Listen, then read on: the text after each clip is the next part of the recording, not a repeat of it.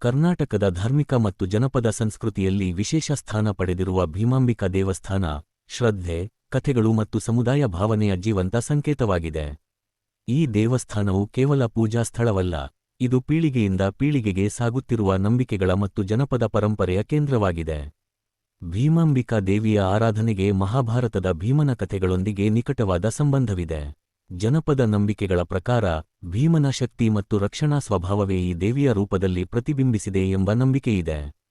ಈ ಕಾರಣದಿಂದಲೇ ಭಕ್ತರು ಭೀಮಾಂಬಿಕಾ ದೇವಿಯನ್ನು ದುಷ್ಟಶಕ್ತಿಗಳನ್ನು ದೂರಮಾಡುವ ಮತ್ತು ತಮ್ಮ ಕುಟುಂಬವನ್ನು ರಕ್ಷಿಸುವ ಶಕ್ತಿಯ ಸ್ವರೂಪವಾಗಿ ಪೂಜಿಸುತ್ತಾರೆ. ದೇವಸ್ಥಾನಕ್ಕೆ ಬರುವ ಭಕ್ತರು ತಮ್ಮ ದೈನಂದಿನ ಜೀವನದ ಸಂಕಷ್ಟಗಳು, ಭಯಗಳು ಮತ್ತು ಆಶೆಗಳೊಂದಿಗೆ ದೇವಿಯ ಮುಂದೆ ನಿಲ್ಲುತ್ತಾರೆ. ಇಲ್ಲಿ ನಡೆಯುವ ಪೂಜೆಗಳು ಸರಳವಾಗಿದ್ದರೂ ಅವುಗಳಲ್ಲಿ ಆಳವಾದ ಭಕ್ತಿಭಾವ ಅಡಗಿದೆ. ಭೀಮಾಂಬಿಕಾ ದೇವಿಯ ಮುಂದೆ ನಿಂತಾಗ ಭಕ್ತರಿಗೆ ಧೈರ್ಯ ಮತ್ತು ಆತ್ಮವಿಶ್ವಾಸ ದೊರೆಯುತ್ತದೆ ಎಂಬ ನಂಬಿಕೆ ವ್ಯಾಪಕವಾಗಿದೆ. ಈ ದೇವಸ್ಥಾನವು ಜನಪದ ಸಂಸ್ಕೃತಿಯ ಜೀವಂತ ವೇದಿಕೆಯಂತಿದೆ. ಇಲ್ಲಿ ನಡೆಯುವ ಆಚರಣೆಗಳು, ಹಾಡುಗಳು ಮತ್ತು ಕಥೆಗಳು ಗ್ರಾಮೀಣ ಜೀವನದ ಭಾಗವಾಗಿವೆ. ದೇವಿಯ ಕುರಿತಾದ ಕಥೆಗಳು ಕೇವಲ ಧಾರ್ಮಿಕವಾಗಿರದೆ ಸಮಾಜಕ್ಕೆ ನೀತಿ, ಧೈರ್ಯ ಮತ್ತು ಒಗ್ಗಟ್ಟಿನ ಪಾಠಗಳನ್ನು ನೀಡುತ್ತವೆ.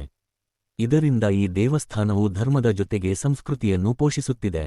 ಹಬ್ಬಗಳ ಸಮಯದಲ್ಲಿ ಭೀಮಾಂಬಿಕಾ ದೇವಸ್ಥಾನವು ವಿಶೇಷವಾಗಿ ಜೀವಂತವಾಗುತ್ತದೆ. ದೂರದೂರಿನಿಂದ ಸಾವಿರಾರು ಭಕ್ತರು ಇಲ್ಲಿ ಸೇರುತ್ತಾರೆ. ಜಾತ್ರೆ, ವಿಶೇಷ ಪೂಜೆಗಳು ಮತ್ತು ಸಮೂಹ ಆಚರಣೆಗಳು ನಡೆಯುವಾಗ ಸಂಪೂರ್ಣ ಪ್ರದೇಶವೇ ಭಕ್ತಿಯ ವಾತಾವರಣದಿಂದ ತುಂಬಿರುತ್ತದೆ.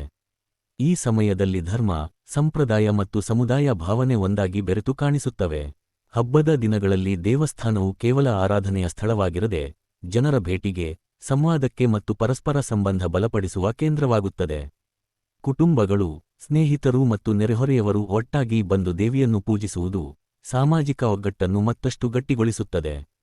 ಇದು ಜನಪದ ಧರ್ಮದ ಅತ್ಯಂತ